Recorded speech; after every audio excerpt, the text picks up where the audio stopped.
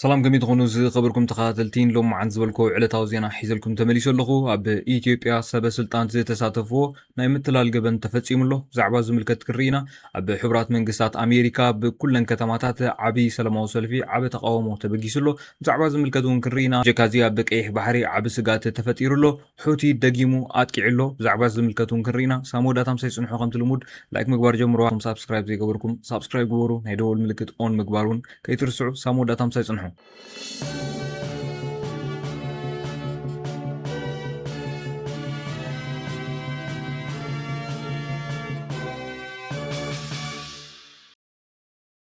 بمليونات زغصور سبات أنصار دونالد ترامب تقاومهم يسمع له أب ملا أمريكا بزركة بختماتات أنصار محدار ترامب سفح تقاوماتات يكايد كمزلو تقليسو قدم حجي بمليونات زغصور سبات زي تساتفو تقاومو أبزي حجي دما بنو كينجز بزبل تيما بزحية لملكعو نسال سايقزيه تقايدو عدالوت نايت تقاومو اتي بريزيدنت أمريكا دونالد ترامب زخطلو زلو كويناتا بالعل إيران كومون إيميغريشنن واقا من نابرون حويسو تقاوماتات يسمعو خمزلو يم قليسوم ترامب كم ولك أملاخيو خجز أنا زدلي إذا خاني أمريكايو اتسلت عندما ناي هزبيو ناي نجستات ويدما ناي بليونراتن فتوتومن أيكونن كبل جليتهم وهاب قال وايت هاوس نتسلفي ناي ترامب مسن خال جزيتات كبل جليتوه نز قبر زلو دما زخفوا اليوم بموبايل جليتهم بإتمال قدام أب مبزحتيو دارجا أب كلن عبيت خطمات أمريكا انتلا أب نيويورك واشنطن دي سي كومون لوس أنجلوسن تقاومو تغايدو اتي تقاومو ملو دحر قطري أب غوراناتات ماكل كتمان كمزو عليه تقليتو حوتي نقال جزء ميسايل متكعتي أب لعل إسرائيل فتيمو اتي جزيفو تادراو فاينانساون بوليتيكاون دقف إيران كمزرك بزفلت عطوق حيلي يمن حوتي لوم ليتي أب لعل دوبا إسرائيل كالا متكعتي كمزك كايدة تقليتو وهاب قال عطوق حيلتات يمن حوتي توجلا بإسرائيل حيالو سنتي وتادراو بوتاتات علامة بمقبار كروز ميسايلات نسب ألبو نفرتن كمزوان شافي قليتو وسيخدو ما متكعتي مسو تادراو سرحيت إيرانن هزبو لهن تواهيدو علاماتاتهم بعوت كمزفتسو محبيرو قبنينا صلاينا بمبال زي قلصو نأمريكان إسرائيل متكعت ورار كساب زقوارز توسخ متكعتات كم زسعبون حبيرو اتيا بتليجرام اكاونتو زهابو مجلسي اب معكنا زينا إسرائيل أمريكان كال زوريا متكعت تحوتي كم زكايد دحر محبارني تمال إسرائيل اب يمن زمص زنبره ميسايلات كم زعقتتون قليصا نيرا حوتي كينات إيران كابز جمر نخلاي غزيو اب لعل إسرائيل متكعتي بمفصمو تقولوا كابز زلو غزيم بوتا كي غافح كفرح زصنح خونتات اغاديدو يركب حوتي أب قون إيران بمخان أبتغينات كتنبرنا يجزي حتو تراي مخانيو كتنقل صنيحو توسخ سقاز فترة دما وهاب قلوة تادراوخن في حوتي يحيى ساري تمال مشت أب تلفزيون قريبو بزهابو مدره تفتسيمو يحيى أصابعتنا بقاتا قطاو تادراو متتاو كم زلو نرغاغص بمبال دما زخون يخون مستن صلات خبل زغلصن أمريكان أنصار إيران زغبر محزنتن اتوجله ناب كوينات كم زاتو غليصو تمال مشت اتحيل يمن ناب إسرائيل ميسايلات كم زونچفه غليصو وتادراو حيل إسرائيل دما كاب يمن زتتوكوس ميسايلات كم زللين اب دوباو إسرائيل كتما برشابا كبابي أن سايرن كم زتولعني وارغاغيصو وهاب قلب إيران زدقف حوتي يمن أب إيران متكعتي انتقصيلا أب مأكلاي مبرق ناب كوينات كأتو مخانو دحر مغلاصيو ازي زفتسم زلو وهاب قال عطوق حيلي يمن يحيى ساري أب مغلصيو زخونت كال أهجر مس أمريكان إسرائيل نانصار إيران انت تتصنبيرا بأمريكان إسرائيل نقيح بحري أنصار إسلاماوي ريبابليك إيران انت تصابع إسراحات لنمفتام كتكمالو انت جميرا أنصار إيران زغبر تصابعو انت عريقو أبتخينات نمتصنبار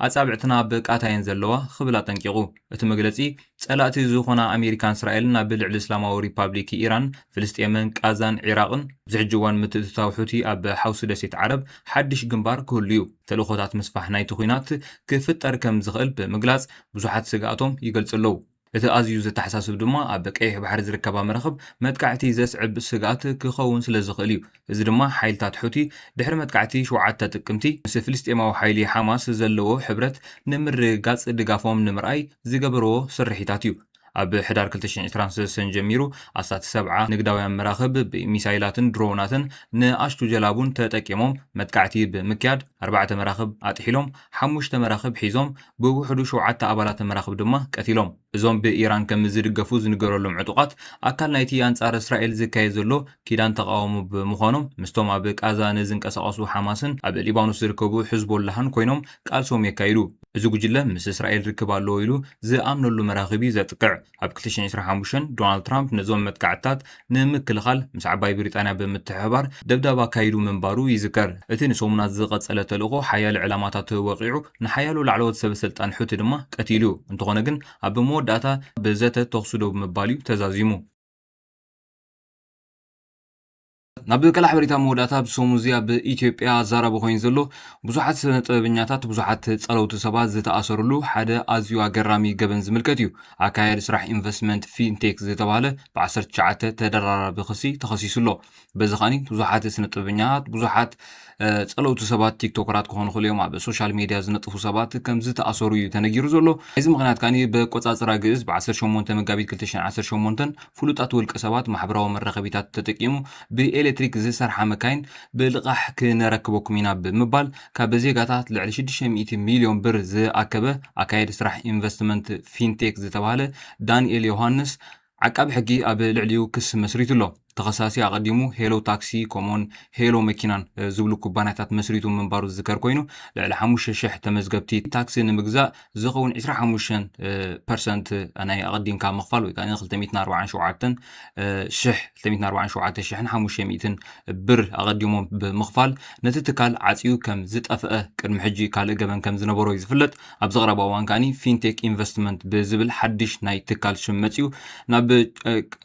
ኣብ ዝቐረበ እዋን ከዓኒ ብፊንቴክ ኢንቨስትመንት ዝብል ሓድሽ ትካል ተመሊሱ ካብ ቻይና BYD ኤሌክትሪክ መካይን ብ1.9 ሚልዮን ብር ነቕርብ ኢና ብዝብል መዋዕውዒ ሰሪሑ ናብ ብዙሕ ሰቡን ክበፅሕ ክኢሉ ዓማዊል ከዓኒ 50% ወይ ከዓ 950,000 ብር ኣቐዲሞም ከፊሎም ዝተረፈ ገንዘብ ከዓኒ 5 ዓመት ብዘይወለድ ክኸፍሉ ኣሚንዎም ብዙሓት ቲክቶከራት ብዙሓት ናይ ሶሻል ሚድያ ጸለውቲ ሰባት ብምስታፍ ከኣምኑ ክኢሎም ልዕሊ 1430 ሰባት ከዓኒ ተመዝጊቦም ኣብዚ ብቸካቲ ኣቐዲሙ ዝተኸፍለ ካብ ነፍሲ ወከፍ ግዳይ 1.3 ሚልዮን ብር ብመልክዕ ተወሰኺ ናይ ግብሪ ናይ ቦሎ ናይ ታርጋን ብዝብሉ ምኽንያት ክንዱ ገንዘቡን ወሲዱ ከም ተቐዲሞ ዝበልኩኹም እቲ ተኸሳሲ ነቲ ገበን ዝያዳ ኣእማኒ ንምግባር ከዓኒ ዝተጠቀመሉ ሜላታት እንድሕራልዩ ኣብቲ መዋዓውዒ ፍሉጣት ሰባት ወይ ከዓ ዝእመኑ ሰባት ስነ ጥበበኛታት ቲክቶከራት ናይ ሜድያ ሰባት ብምስታፍ እምነት ህዝቢ ኣሕዲሩ ማለት እዩ ኣብ ኩሉ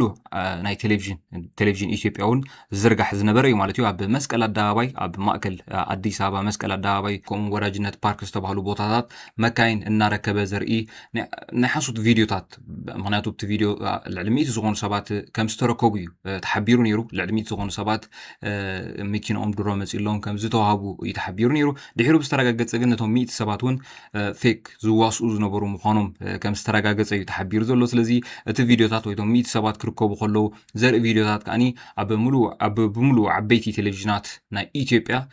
ዝርጋሕ ነይሩ ማለት እዩ እዚ ገርም ነገር ግን ኣብዚ ዝያዳ ኣእማኒ ክገብሮ ዝኽኣለ ኣብ ናይ መንግስቲ ጽፍሒ ዘለዉ ወይ ሰበስልጣን ኣብዚ ምስታፎም እዩ ኣምባሳደር ዲና ሙፍቲ ኣብቲ መኪና ዝርከበሉ ዝነበረ እዋን ኣብ መስቀል ኣደባባይ 100 መኪና ተረኪበን ብምባል ናይ ሓሶት ድራማ ዝሰርሕሉ ዝነበሩ ኣብዚ ኣምባሳደር ዲና ሙፍቲ እውን ተረኺቡ ነይሩ ኣብዚ ከዓኒ ቃል ሂቡ ነይሩ ብዛዕባ